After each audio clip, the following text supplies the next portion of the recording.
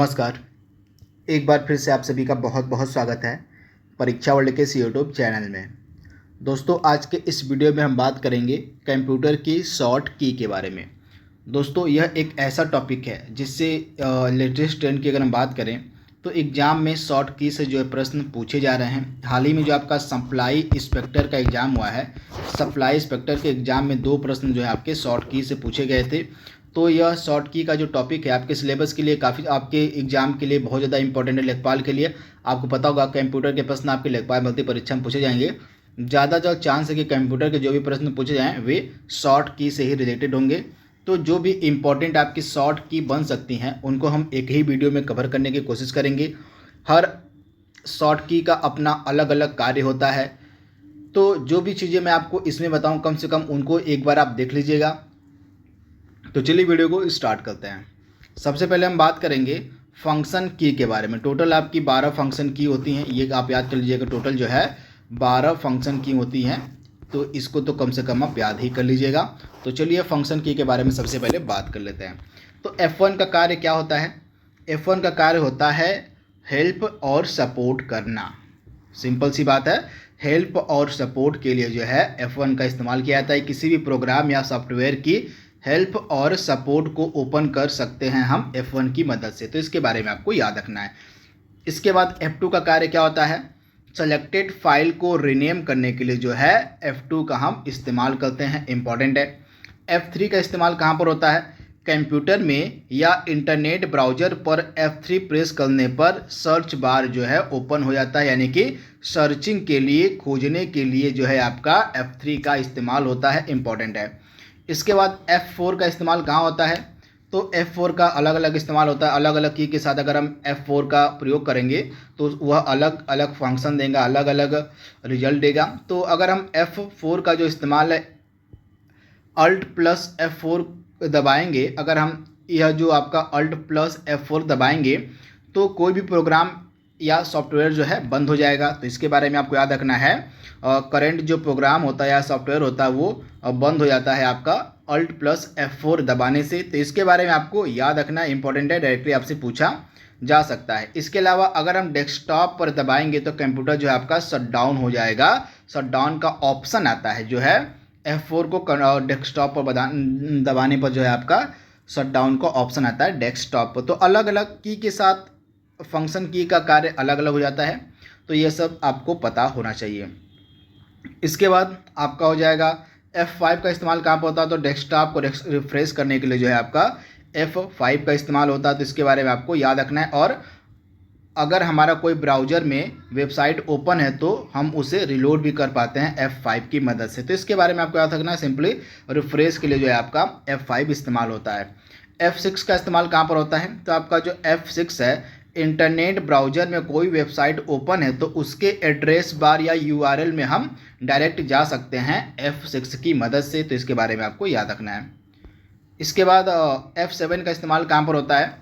तो spelling check करने के लिए, चेक स्पेलिंग, MS वर्ड में स्पेलिंग या ग्रामर चेक के ऑप्शन को इस्तेमाल में ला सकते हैं हम F7 की मदद से। सिंपली जो है स्पेलिंग चेक के लिए इस्तेमाल होता है आपका F7। इसके बाद जो है आपका F8 का इस्तेमाल कहाँ पर किस लिए होता है? तो कंप्यूटर या लैपटॉप में विंडोज़ इंस्टॉल करते समय इस की का हम इस्तेमाल करते हैं, F8 का, इंपॉर्टेंट है। और माइक्रोसॉफ्ट वर्ड में डॉक्यूमेंट को रिफ्रेश कर सकते हैं इस की मदद से, यानी कि F9 की मदद से जो है माइक्रोसॉफ्ट वर्ड में जो है डॉक्यूमेंट को रिफ्रेश किया जा सकता है। तो यहाँ पे हम माइक्रोसॉफ्ट वर्ड की बात करें, यहाँ पर डॉक्यूमेंट को रिफ्रेश कर सकते हैं हम F9 की मदद से। F10 की का प्रयोग कहाँ पर होता है? तो सॉफ्टवेयर या प्रोग्राम के मेन्यू को सिलेक्ट कर सकते हैं हम F10 की मदद से।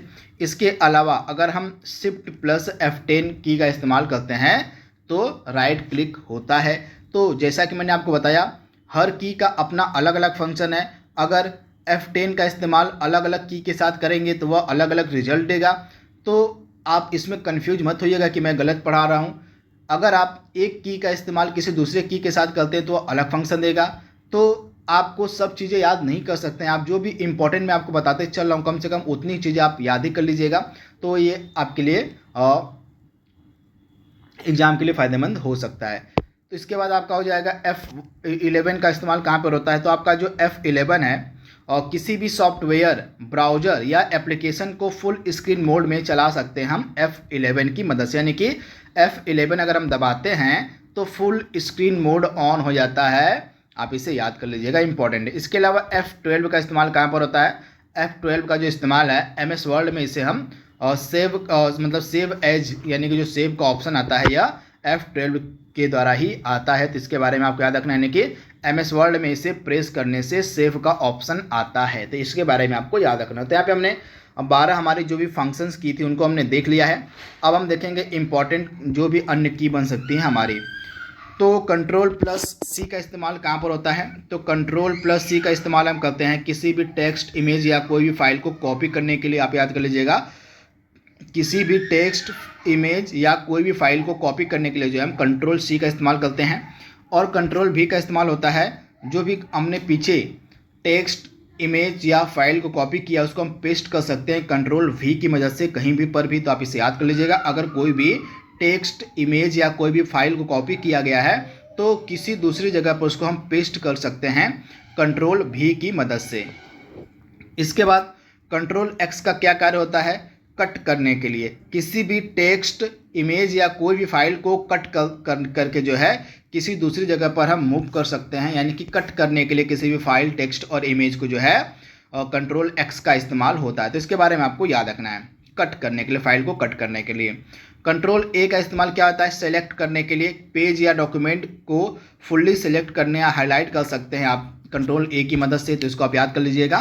पेज या डॉक्यूमेंट को हम फुल्ली सेलेक्ट कर सकते हैं या हाईलाइट कर सकते हैं Ctrl+A की मदद से। Ctrl+F का कार्य क्या होता है, तो हम किसी भी फाइल, फोल्डर या ब्राउज़र में किसी वर्ड या सेंटेंस को फाइंड कर सकते हैं Ctrl+F की मदद से, सहायता से। तो इसके बारे में आपको याद रखना है। Ctrl+S का इस्तेमाल जो होता है आपका सेव करने के लिए होता है। फाइल को जो है सेव करने के लिए जो है हम Ctrl+S का इस्तेमाल करते हैं, इंपॉर्टेंट है, डायरेक्टली आपसे पूछा जा सकता है। इसके बाद Ctrl+B का इस्तेमाल जो होता है टेक्स्ट को बोल्ड या अनबोल्ड करने के लिए। टेक्स्ट को बोल्ड करना हो तो आप Ctrl+B का इस्तेमाल कर दीजिए, अगर आप उसी को दोबारा दबा देंगे तो वह अनबोल्ड हो जाता है, तो इसके बारे में आपको याद रखना है। इसके बाद Ctrl+I का जो इस्तेमाल होता है वो, और टेक्स्ट को जो आपने लिखा हुआ है उसको जो है तिरछा लिखने के लिए जो है, जैसे आपका ये पाई है और इसको तिरछा करना है तो आप बोल्ड कर देंगे तो ये इस प्रकार से हो जाएगा, मतलब आई कर देंगे तो ये इस प्रकार से हो जाएगा, इटैलिक हो जाएगा। तो टेक्स्ट को इटैलिक कर सकते हैं, टेक्स्ट को तिरछा कर सकते हैं आप Ctrl+I की मदद से, तो इसके बारे में आपको याद रखना है। Ctrl+U का कार्य क्या होता है, टेक्स्ट को हम अंडरलाइन कर सकते हैं Ctrl+U की मदद से। Ctrl+K का कार्य क्या होता है, इसे से हम हाइपर लिंक बना सकते हैं, और यही जो शॉर्ट की है आपका सप्लाई इंस्पेक्टर के एग्जाम में पूछा गया था, तो इसे आप याद कर लीजिएगा। Ctrl+K का इस्तेमाल जो है हाइपर लिंक के लिए होता है। Ctrl+A का इस्तेमाल पैराग्राफ को लेफ्ट अलाइन करने के लिए होता है, आप याद कर लीजिएगा। पैराग्राफ को लेफ्ट अलाइन कर सकते हैं हम Ctrl+L की सहायता से, तो इसके बारे में आपको याद रखना है। Ctrl+R का जो इस्तेमाल है किस लिए होता है, पैराग्राफ को राइट अलाइन करने के लिए जो है Ctrl+R का इस्तेमाल होता है। Ctrl+E का जो इस्तेमाल है पैराग्राफ को सेंटर अलाइन करने के लिए होता है, तो इसके बारे में आपको याद रखना है। Ctrl+E का जो इस्तेमाल है पैराग्राफ को या कोई भी टेक्स्ट उसको सेंटर में करने के लिए जो है Ctrl+E का इस्तेमाल होता है। इसके बाद Ctrl+Z का इस्तेमाल जो होता है अंडू करने के लिए होता है। प्रीवियस हमारी जो भी क्रियाकलाप होते हैं या भी कोई भी चीज़ हमारी डिलीट हो गई है या कोई भी चीज़ जो है हमारे प्रीवियस में हमने किया हुआ है, अगर वो हमें दिख नहीं पाता तो उसको अंडू की मदद से हम वापस ला सकते हैं, तो इसके बारे में, यानी कि अंडू करने के लिए जो है Ctrl+Z का इस्तेमाल होता है। Ctrl+P का इस्तेमाल किस लिए होता है, तो Ctrl+P का जो इस्तेमाल है यह आपका प्रिंट करने के लिए होता है। टेक्स्ट, इमेज या कोई भी डॉक्यूमेंट को हम प्रिंट कर सकते हैं Ctrl+P की मदद से। Ctrl+N का जो इस्तेमाल होता है यह न्यू डॉक्यूमेंट या न्यू विंडो को बनाने के लिए इसका जो है इस्तेमाल किया जाता है Ctrl+N का, तो इसके बारे में आपको याद रखना है।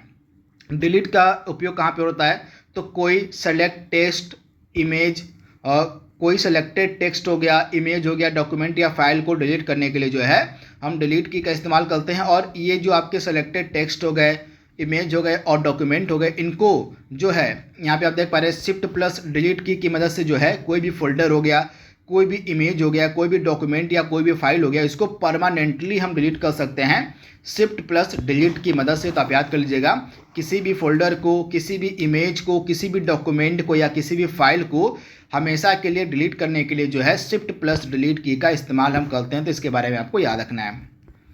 इसके बाद आपका कंट्रोल प्लस टी का इस्तेमाल किस लिए होता है, तो इससे नया टैब ओपन होता है। कंट्रोल प्लस टी से नया टैब ओपन होता है।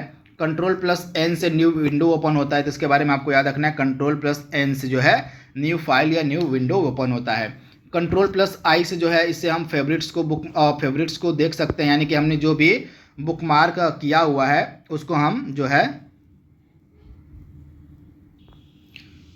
तो कंट्रोल ए हम देखें, कंट्रोल एन से हम क्या कर सकते हैं, इससे न्यू विंडोज़ को हम ओपन कर सकते हैं। तो इसके बारे में आपको याद रखना है, कंट्रोल एन से न्यू विंडो को ओपन किया जा सकता है। इसके बाद आपका जो कंट्रोल डी है, इसका जो है प्रयोग किस लिए होता है, करेंट साइट को जो है अपने फेवरेट्स में हम ऐड कर सकते हैं कंट्रोल डी की मदद से। तो इसके बारे में आपको याद रखना है, करंट जो साइट हम चला रहे हैं, अगर उसको हम बाद में खोजने में आसानी चाहते हैं तो उसको हम अपने फेवरेट्स में ऐड कर सकते हैं, जिसको हम बुकमार्क कहते हैं। तो कंट्रोल डी की सहायता से यह हम कर सकते हैं। तो इसके बारे में आपको याद रखना है। इसके बाद कंट्रोल पी का जो इस्तेमाल है करंट पेज को प्रिंट करने के लिए किया जाता है। आप याद कर लीजिएगा, कंट्रोल पी का इस्तेमाल जो है करंट पेज को प्रिंट करने के लिए होता है। कंट्रोल जे का इस्तेमाल जो होता है डाउनलोड्स को हम इसकी सहायता से देख सकते हैं। कंट्रोल एच का जो इस्तेमाल होता है अपने वेब की हिस्ट्री को जो है हम कंट्रोल एच की सहायता से देख सकते हैं। तो इसके बारे में आपको याद रखना है, कंट्रोल जे से हम क्या कर सकते हैं, तो कंट्रोल जे से हम अपने डाउनलोड्स को देख सकते हैं और कंट्रोल एच से जो है अपने हिस्ट्री को हम देख सकते हैं। कंट्रोल F4 का इस्तेमाल बैकग्राउंड टैब को बंद करने के लिए होता है, आप याद कर लीजिएगा। इसके बाद कंट्रोल टैब का जो इस्तेमाल है टैब्स को स्विच करने के लिए हम कर सकते हैं कंट्रोल टैब का इस्तेमाल। इसके बाद control plus shift plus T अगर की साथ में दबाते हैं तो इससे हम उस टैब को ओपन कर पाएंगे जो हमने क्लोज कर दिया था। तो आप याद कर लीजिएगा, प्रीवियस में हमने जिस टैब को क्लोज कर दिया था, अगर हम उस टैब को दोबारा से खोलना चाहते हैं तो control plus shift plus T की को दबाकर हम उस टैब को ओपन कर सकते हैं जिसको हमने क्लोज कर दिया था। तो ये कुछ इंपॉर्टेंट शॉर्ट की मैंने आपको बताया है, कम से कम इतना आप याद कर लेंगे तो यहाँ से आपके एग्जाम में का प्रश्न फंस सकता है। तो इसको कम से कम आप याद कर लीजिएगा, ये इंपॉर्टेंट आपके शॉर्ट की हैं। तो आज के लिए बस इतना ही। Thank you, thanks for watching, thank you.